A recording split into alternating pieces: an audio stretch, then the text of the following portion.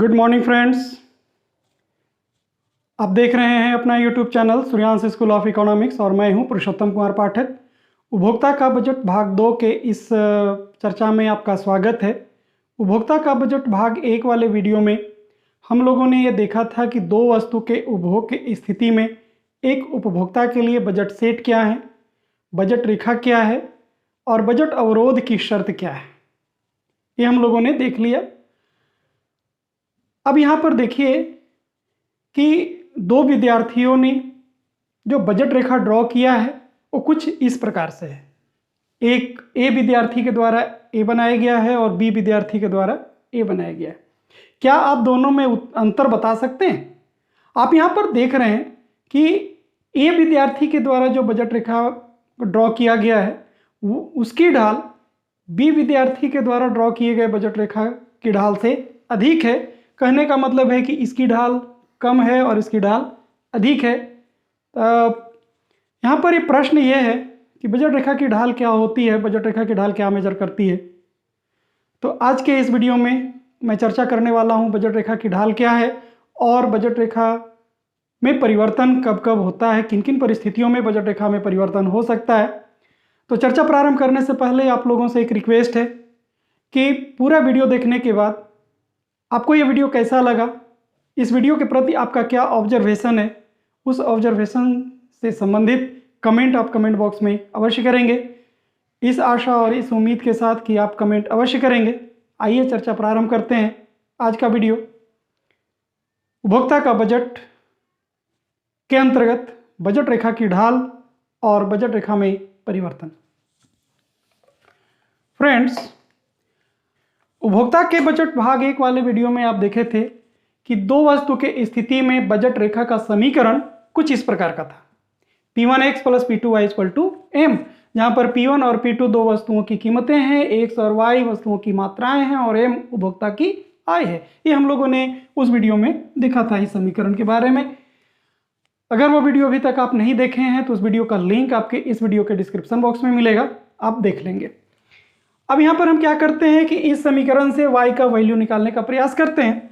तो P2y को हम लोग रखते हैं और P1x को राइट साइड ले जाते हैं। तो राइट साइड ले जाएंगे तो क्या होगा, -P1x + M।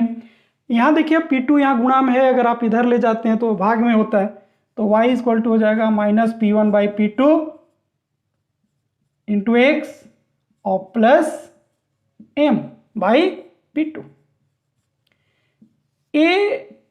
आपका ये समीकरण को हम इस रूप में लिख सकते हैं। अब रिकॉल कीजिए कि चूंकि एक लीनियर इक्वेशन है और लीनियर इक्वेशन का जो जनरल फॉर्म होता है, लीनियर इक्वेशन का जनरल फॉर्म जो होता है वह होता है y = mx + c, जहां पर m इसकी ढाल को बताता है और c y एक्सिस के इंटरसेप्ट को बताता है। तो इसके साथ जब आप यहां पर तुलना करेंगे तो m बराबर होता है -P1/P2। तो इसका मतलब हम ये कह सकते हैं कि बजट रेखा की जो ढाल होती है निरपेक्ष मान में, वह होती है कीमतों का अनुपात, और ये माइनस साइन बताता है कि बजट रेखा की ढाल ऋणात्मक है। इसका मतलब है कि जब एक उपभोक्ता एक वस्तु की मात्रा में वृद्धि करेगा तो दूसरी वस्तु की मात्रा में उसे कमी करनी होगी, तभी उसकी आय पूरी की पूरी समाप्त होगी। फिर ये प्रश्न है कि बजट रेखा की ढाल मेजर क्या करती है, आइए उसको हम लोग देखते हैं। आइए फ्रेंड, इस रेखा चित्र पर विचार करते हैं।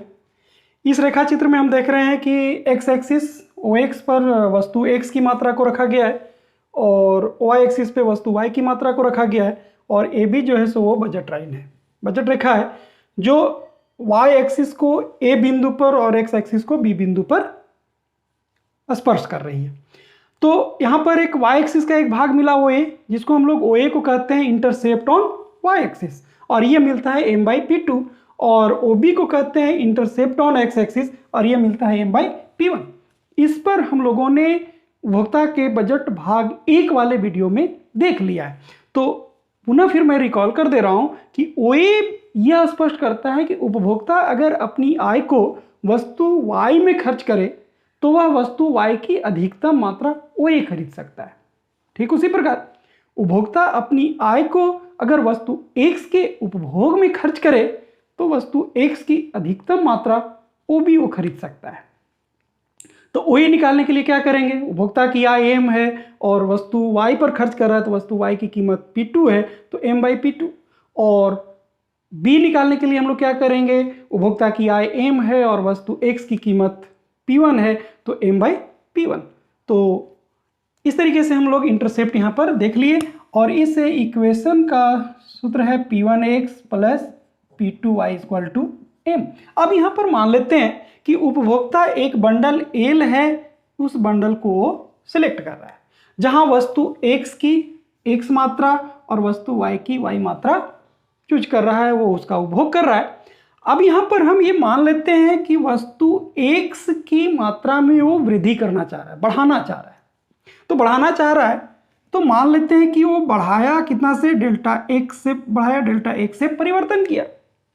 तो अब वस्तु Y की कितनी मात्रा यूज करेगा, कितनी मात्रा खरीदेगा, तो मान लेते हैं कि अगर वो Y की पूर्वत मात्रा को ही खरीदे, पूर्वत मात्रा को खरीदने का मतलब है कि Y और इसमें है X प्लस डेल्टा X। तो ये जो बिंदु मिल रहा है ये बिंदु बजट रेखा के दाईं ओर है तो वह उसे नहीं खरीद पाएगा, इसलिए उसे क्या करना होगा, वस्तु Y की मात्रा में कमी करनी होगी, वस्तु Y की मात्रा में भी परिवर्तन करना होगा। तो मान लेते हैं वस्तु Y की मात्रा में परिवर्तन हुआ डेल्टा Y, वस्तु की Y की मात्रा में जो वो कमी किया वो कमी हुई डेल्टा Y से परिवर्तन किया। तो अब यहाँ पर एक प्रश्न है कि वस्तु X में डेल्टा X से परिवर्तन करने पर वस्तु Y में डेल्टा Y का परिवर्तन करना पड़ रहा है। तो यहाँ पर वस्तु X की मात्रा में परिवर्तन कितना है, मात्रा में परिवर्तन है डेल्टा X और वस्तु Y की मात्रा में परिवर्तन है डेल्टा Y। तो हम ये कह रहे हैं कि वस्तु X की मात्रा में डेल्टा X से परिवर्तन करने पर वस्तु Y की मात्रा में डेल्टा Y से परिवर्तन हो जा रहा है। तो अगर हम वस्तु की मात्रा में एक इकाई से परिवर्तन करें तो वस्तु Y की मात्रा में कितना परिवर्तन करना होगा, तो करना होगा delta Y by delta X। और ये डेल्टा Y बाई जो डेल्टा X है यही स्लोप है, स्लोप ऑफ बजट लाइन। उपभोक्ता के द्वारा वस्तु X की मात्रा में एक इकाई से परिवर्तन करने पर वस्तु Y की मात्रा में जो परिवर्तन होता है उसे हम बजट रेखा की ढाल कहते हैं। अगर उपभोक्ता वस्तु X की एक इकाई से परिवर्तन करने के लिए उसे वस्तु Y में अगर 4 इकाई का परिवर्तन करना पड़ रहा है तो बजट रेखा की ढाल 4 होगी। अगर वस्तु X में एक इकाई के परिवर्तन करने से वस्तु Y में 1/4 इकाई का परिवर्तन करना पड़ रहा है तो वहां पर बजट रेखा की ढाल 1/4 होगी। क्लियर। लेकिन अभी हमने इसके एक्सप्लेनेशन में हमने देखा था कि बजट रेखा की ढाल कीमतों का अनुपात होती है। तो कीमतों का अनुपात कैसे होती है इसका डेरिवेशन हम लोग इस ग्राफ के माध्यम से देखें। इस बजट रेखा पर हमने दो बिंदु रखा है, एक M और एक N। M पर वस्तु X की वो X और वस्तु Y की Y मात्रा का उपभोग कर रहा, बिंदु N पर वो X प्लस डेल्टा X वस्तु X की मात्रा है और Y की मात्रा Y प्लस डेल्टा Y है, जहां डेल्टा X वस्तु X में परिवर्तन है और डेल्टा Y वस्तु Y में परिवर्तन है। अब चूंकि दोनों रेखा दोनों बिंदु M और N बजट रेखा AB पर स्थित हैं और बजट रेखा का समीकरण P1x plus P2y equal to M है, तो इसका मतलब है कि M भी इस समीकरण को सेटिस्फाई करेगा और N भी इस समीकरण को सेटिस्फाई करेगा। तो बिंदु M पर बजट रेखा देखते हैं और बिंदु N पर बजट रेखा का समीकरण देखते हैं। तो बिंदु M पर क्या है, ये बिंदु भी इसको सेटिस्फाई करेगा, तो इससे क्या होगा P1x plus P2y equal to M, इसको मान लेते हैं इक्वेशन 1। अब बिंदु N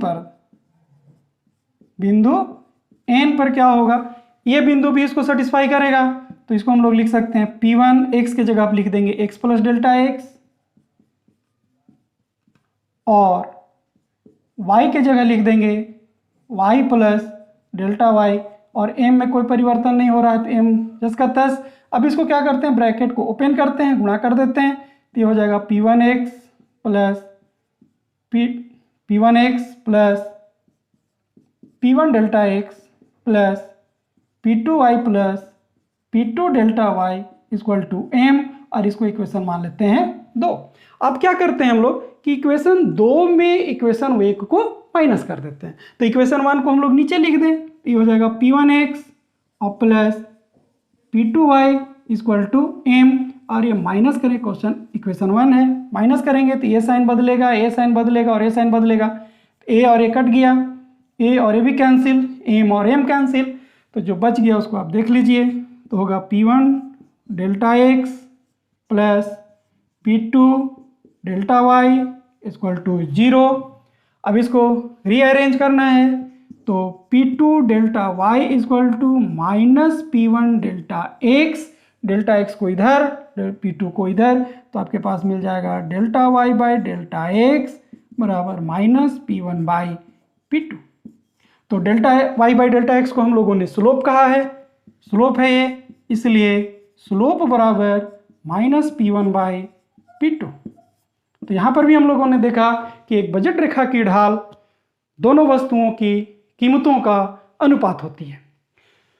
तो माइनस साइन क्या बता रहा है, माइनस साइन यह बता रहा है कि एक वस्तु की मात्रा में अगर हम वृद्धि करेंगे तो दूसरी वस्तु की मात्रा में कमी करनी होगी, तो कितना से कमी करेंगे वह p1 बाई p2 कीमत का अनुपात से हमको पता चले। देखिए फ्रेंड्स, बजट रेखा का समीकरण हम लोगों ने देखा p1x प्लस p2y बराबर m, और y एक्सिस का जो इंटरसेप्ट है वो ये था m बाई p2 और इंटरसेप्ट वो भी m बाई p1, और बजट रेखा की ढाल माइनस p1 बाई p2, ये हम लोगों ने देखा है।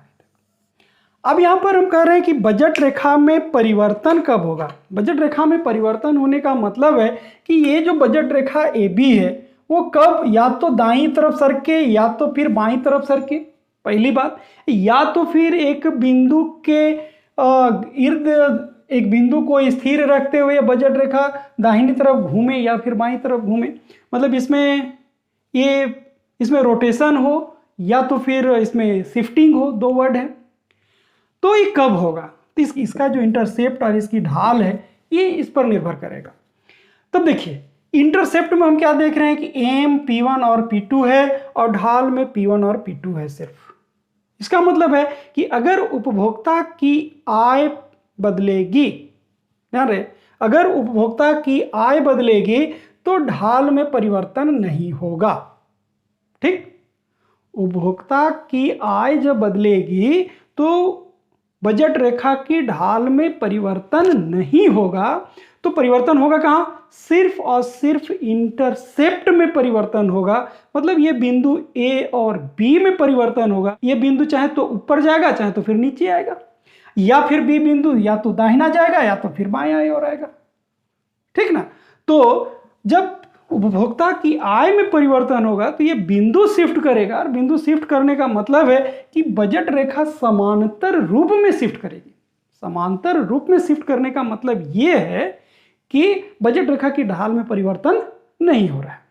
तो पहली बात हम लोग देखेंगे उपभोक्ता की आय में परिवर्तन, उपभोक्ता की आय में वृद्धि, पहला हम लोग देखें, उसके बाद फिर हम लोग कमी को देखेंगे।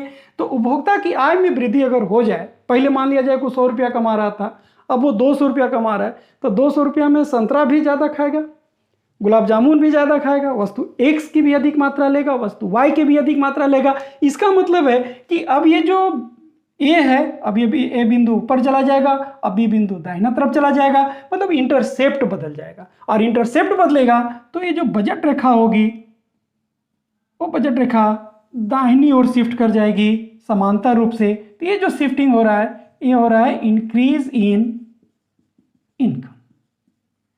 ये इनकम में वृद्धि के कारण दाहिनी तरफ शिफ्ट हो रहा है, राइट वर्ड शिफ्ट हम लोग इसको कहते हैं, राइट वर्ड शिफ्ट। अब देखिए, अगर मान लीजिए कि उपभोक्ता की आय में कमी हो जाए, उपभोक्ता की आय में कमी हो जाए, तो अब वो दोनों वस्तु की कम मात्रा खरीदेगा। तो मान लेते हैं कि अब बिंदु A अब यहाँ आ गया, पहले A डैश था और A था, अब ये हो गया ये A2 डैश, और बी भी कम हो जाएगा तो बी हो जाएगा B2 डैश। और इस तरीके से इसको अगर आप मिला देंगे इस तरीके से ऐसे, तो ये जो शिफ्टिंग हो रहा है बाईं ओर का शिफ्टिंग, ये हो रहा है डिक्रीज इन इनकम। उपभोक्ता की आय में कमी के कारण बजट की रेखा बाईं ओर शिफ्ट करती है। चलिए हम लोग देखते हैं वस्तु X की कीमत में कमी। तो वस्तु X की कीमत में कमी होने का मतलब क्या है कि अब वह वस्तु X की अधिक मात्रा खरीदेगा। मान लिया जाए कि 5 रुपये में एक कलम मिल रही थी और आप 50 रुपये में 10 कलम खरीद रहे थे। अगर वो कलम की कीमत घटकर 2 रुपये हो जाए तो आप कितनी कलम खरीदेंगे? ऑब्वियसली आप 25 कलम खरीदेंगे। तो पहले की तुलना में आप अधिक खरीदेंगे। तो पहले वो बी बिंदु पर था, अब वस्तु X की कीमत में कमी हो गई, तो कमी होने से अब बी कहाँ चला जाएगा? बी डैश पे चला जाएगा। तो बी डैश पे जाएगा तो अब नई बजट रेखा क्या मिलेगी? ए बी डैश मिलेगी। तो आप ए बी डैश की देख रहे हैं कि ए बी डैश जो है ए बी की तुलना में फ्लैट है। फ्लैट होने का मतलब है कि इसकी ढाल अब कम है। तो जब वस्तु X की कीमत में कमी होती है तो उसकी ढाल कम हो जाती है और X एक्सिस पे जो इंटरसेप्ट है वो इंटरसेप्ट बढ़ जाता है। ठीक उसी प्रकार जब वस्तु X की कीमत में वृद्धि होगी, X की कीमत में वृद्धि होगी कहने का मतलब है कि आपके पास 50 रुपया है और आप एक कलम खरीद रहे हैं और कलम की कीमत 5 रुपया है, तो आप कितना खरीद रहे थे? 10 कलम खरीद रहे थे। लेकिन अगर कलम की कीमत अब 10 रुपया हो जाए, 5 रुपये से बढ़कर 10 रुपया हो जाए उसकी कीमत, तब आप कलम कितनी खरीदेंगे? तो ऑब्वियसली 5 खरीदेंगे। पहले आप 10 खरीद रहे थे, अब 5 खरीदेंगे। तो हमने यहाँ पर क्या देखा कि पहले बिंदु B था, अब बिंदु हो गया B2 डैश, तो जो रेखा होगी अब AB2 डैश हो जाएगी कीमत में वृद्धि के कारण। और जब कीमत में वृद्धि के कारण आप यहाँ देख रहे हैं AB की तुलना में AB2 डैश ज़्यादा स्टीप है, ज़्यादा ढलवा है, इसका मतलब इसकी ढाल बढ़ जा रही है। तो हम ये देखते हैं वस्तु X की कीमत में वृद्धि होने से इंटरसेप्ट कम हो जाता है और उसकी ढाल बढ़ जाती है। जब वस्तु Y की कीमत में आप वृद्धि करेंगे, वस्तु Y की कीमत में आप वृद्धि करेंगे तो क्या होगा? वस्तु Y की वो कम मात्रा खरीदेगा। तो कम मात्रा खरीदेगा मतलब उसका इंटरसेप्ट कम होगा, और इंटरसेप्ट कम होगा, वस्तु X की 10 की 10 मात्रा वो खरीद रहा है, तो इसका मतलब है कि उसकी ढाल अब कम होगी। तो वस्तु Y की कीमत बढ़ने से बजट रेखा की ढाल कम होती है और इंटरसेप्ट भी कम होता है। वस्तु Y की कीमत घटने से इंटरसेप्ट भी बढ़ता है और उसकी ढाल भी बढ़ती है। अब यहाँ पर दोस्तों एक प्रश्न है कि वस्तु X और वस्तु Y की कीमत में समान दर से परिवर्तन हो तब बजट रेखा पर क्या प्रभाव पड़ेगा? ये आप लोगों के लिए होमवर्क है, आप इसका खुद से प्रयास कीजिएगा। अगर नहीं होगा तो फिर आप हमारे कमेंट बॉक्स में कमेंट करेंगे। ज़्यादा कमेंट आने पर मैं इस पर भी एक वीडियो बनाकर आप लोगों के सामने प्रस्तुत करूंगा, लेकिन कमेंट अधिक आएगा तब। आज इतना ही। उम्मीद करता हूं कि आज का वीडियो आपको अच्छा लगा होगा। इस वीडियो को समझने में अगर कहीं कोई दिक्कत आई होगी तो आप हमारे कमेंट बॉक्स या फिर आप हमारे पर्सनल व्हाट्सएप नंबर पर आप प्रश्न अवश्य करेंगे, लेकिन प्रश्न करेंगे। Thank you. Have a nice day.